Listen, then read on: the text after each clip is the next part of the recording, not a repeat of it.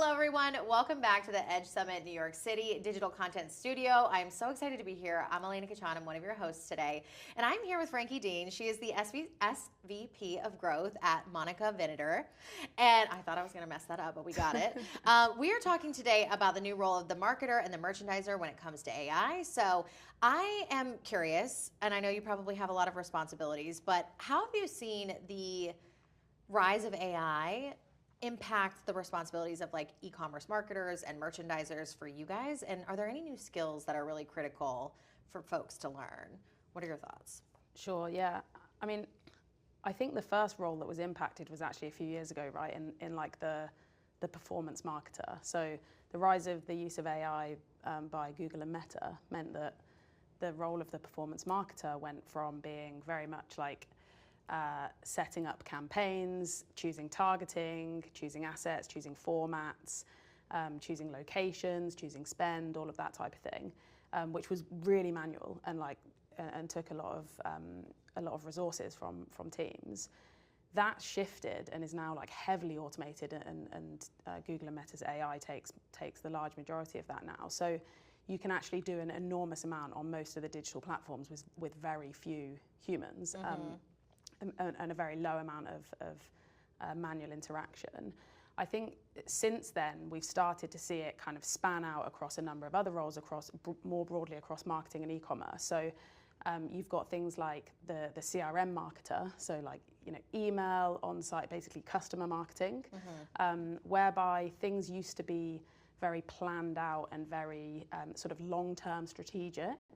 And now, because you can automate a lot of that and you can personalize and tailor, the role of the CRM marketer is less about, I'm going to say this to this group of customers at this time, and it's more about how do I utilize the data that I have in the system against a customer to personalize each communication at the right time for the customer. So you start to hand over a bit of that responsibility to the technology, which means that you're doing less of it yourself. And then I think the other one is, which is probably the most recent, is the e-commerce manager or kind of merchandiser role, whereby they have gone from manually merchandising PLPs, so that the whole website saying I want product X to go here and product Y to go there for whatever reason that might be, to allowing for the AI and the systems to take over and say, actually, no, based on this customer who's just arrived at your website, we think products X should go here and Y should go here. And that will be at a one-to-one individual customer level. So that role has completely shifted from coming in every day, looking at sales data yesterday and saying, oh, okay, that thing's struggling, I'm going to move it up, or this thing is flying, let's jump on it while it's hot and push it up, or we've got a new product landing and I want to give it a good chance, to just allowing for that to happen and trusting the AI and the technology to do that for them, which means that their role can move on to other things. And I think we're lucky in our world where there's so much opportunity to do more things in a better way, that it's not a bad thing that job is taken away from somebody, because it means that they can apply their kind of human skills to something else where it's more necessary. I think you asked about skills. Yeah. You asked about skills. Yeah. I think the skills piece is interesting. I don't know whether we know yet what those skills actually are. Where I think it differs from previous big technological advancements. So like, we went from having a traditional marketeer moving into being like a data-driven marketeer when customer data and online businesses basically started booming, which required us to have statistically minded people in marketing teams to help us to make better use of data to personalize experiences. The way that we moved with that was more like hiring people with those skill sets to do that role in addition to more traditional marketeers. I think with the movement of AI, the reality is it's going to infiltrate like every single role, and so it won't be let's hire someone to do AI. It's actually everyone in the team and frankly across the whole business is going to need to be able to engage with it as a concept to make them better at their job, whatever that might mean for them. So I think in terms of skills, it's more about kind of attitude and approach, really, of like being open-minded, being willing to test and learn, being really curious to understand it, and being kind of tech savvy and modern and staying at the forefront of how other people are using it and things like that, versus any like technical skill that we would necessarily need at this stage. Totally. I always say AI might not take your job, but someone who knows how to leverage it and use it to their benefit might. And 100%. I think you're so much more powerful when you understand your role and the expertise that you bring, and you can kind of zoom out and figure out, like, how can I be more efficient? How can I use this to better my day-to-day and be faster, better, all of it. So I'd be curious to hear if you guys have seen a boost in like customer engagement since using it, or like as you're testing and trying new things. Are you seeing a lift from the customer standpoint, you know, based on feedback or even purchases on the site? What are you seeing from their perspective? Yeah, so I guess the way that we're measuring it is predominantly commercially, right? Like, is it giving us an uplift in either kind of conversion behavior, right, or maybe spending power, but also in terms of the engagement with our customer services, are they happy with that? And we are increasingly allowing for AI to take over those customer interactions. So on that side, yes, and we're quite extensively utilising it now to support our customer service proposition with good positive results. Then on the more kind of commercial side, where we're utilising it across predominantly kind of customer marketing channels and then website personalization, which would be our two biggest use cases at the moment, we're seeing enormous lifts in performance from it. So that could be anything from tailoring our email content to based on, you know, predicted next purchase or favorite categories, spending price point, like that type of thing, or even timing, through to on the website having a AI-driven search and merch capabilities so that we can deliver a different on-site experience based on what we either know about you as a customer, or if we don't know you as a customer, what we know about what you've just told us by how you're browsing with and engaging with the site. So yeah, across all of those sort of three core areas, we're seeing some pretty big improvements. It's amazing to see once you try new things, like how it's actually going to impact the business. And I'm sure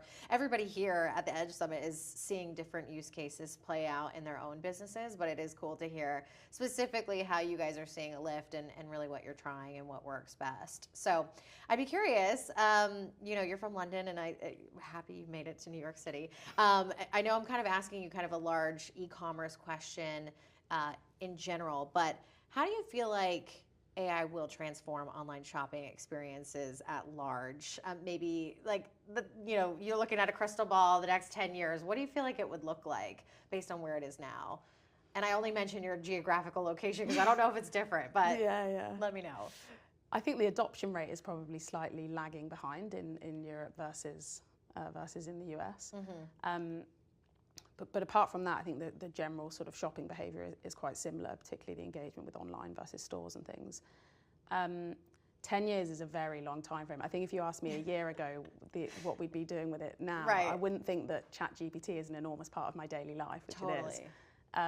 So I think looking ahead is almost impossible, because we probably don't yet know even what the possibilities even are going to be with it. I think on a more kind of practical level of, if I was to look forward at a couple of years as to how brands like ours might be utilising it, I think the core benefit of it is how do we supplement the customer experience, and I think that's the key piece, is to maintain that as the objective, is how do we utilise the technology to improve the experience we're delivering for customers, whether that be in stores, physical stores, or online, where obviously it's going to be more prominently used at scale. I think probably the one area that has very low adoption at the moment that I do think will start to pick up quite significantly relatively quickly is the conversational commerce side of things. So you can see that brands like Sephora are using it quite a lot already. Amazon with Rufus are using it quite a lot. And they're actually utilizing like product reviews to try and help people on product pages to make purchase decisions and to support them along that buying journey. I think there's a world not too far away where you would land on a website like ours, and rather than kind of filtering through category pages and going through the navigation and maybe even using the search bar, you could speak to a pop-up and say, I'm looking for a gift, it's for my wife, it's for Valentine's Day, I want to spend £200 and I want it to be a bracelet. Yeah. And we're able to then create dynamically a landing page that gives all of the answers to what they might want to buy in that space, which reduces their time on site, it increases their the speed to purchase, and in an ideal world is just a more effective and a better experience with the brand. So I think that's probably the way that it's going. I think the challenge with it is like average human adoption to that way of engaging with a website. I think one of the things people like about online shopping is they don't have to speak to people, and you just you're in control. You do what you want, and maybe you're just discovering. Maybe you actually know exactly what you want. And you decide that. Whereas as you start to increase or introduce a more of a two-way conversation, perhaps that's not what everyone is looking for. But then that's okay as well. Yeah. It's there. They don't have to use it. So yeah, I think conversational commerce is probably, if I had a crystal ball, next 2 or 3 years, that would be the place. We've got some exciting things coming at Bloomreach. So I'm excited that you said that, just because I do think, you know, when you go online to shop, you are kind of relieved that you don't have someone like bothering you and following you around the store being like, what do you need? Can I help you with anything? But when you do need that help, there is someone there. I don't know about you, but like every time I think about a website with a pop-up, I think of like just the old school chatbots. Yeah. And it's evolving so much. And you know, even seeing how the conversational commerce has evolved since chatbots, it's much more dynamic and it's much more, you know, accessible. And I think once people start to get the feel for it and start to see how it benefits them, I think a lot of people are thinking about like ways that they can outsource and use AI to like make their lives easier, and this is one of them, especially from a shopping standpoint. Yeah. Have you, I was gonna say, you, Sephora customer, you've seen it work where they're giving you recommendations or like being mindful of what you purchased. I shop there too, so I'm just excited to see more brands roll that out. Yeah, totally. I think there's still, obviously, brands like that are at the forefront of adopting this kind of technology, so they're sort of leading the way with it. It's still not brilliant as a customer, the experience, but you can so see where it's going. So as someone who's engaging with it and thinking about it in terms of how we might adopt it, I actively engage because I'm fascinated by it. I think for the customer, it's definitely not there yet for me to say, that's an excellent experience, God, I can't wait to come back and use it next time. But I really don't think it's that far off, actually. I think it's relatively close, and as the large language models evolve their understanding of the conversational side of how people type and ask questions, that is only going to increase. I do think there's also the responsibility of, because there's still a lot of those old bots that you're talking about where you go in those circular conversations, right? You're like, I'm not getting anywhere. Yeah, and then you can't speak to a human if it's about like an order versus trying to get a purchase conversation on the go. That puts people off. And so I think that all of us need to rise for consumers to start adopting it in a more positive way. And that ultimately is going to take some time, but I think it's accelerating at pace. Thanks for doing that little exercise with me, looking into the crystal ball. I think it's really cool to see how things are evolving, and not only with the merchandiser and the marketer, but obviously with conversational commerce. Some of our customers are using it. We're going to have some exciting announcements coming soon, so stay tuned for that. But thank you so much for sharing your insights. I really appreciate it. Thanks so much for having me. Amazing. And if you guys are tuning in, be sure to check back in with us. We'll be back for another guest, and we've got a lot of great content on the way, so we'll see you soon.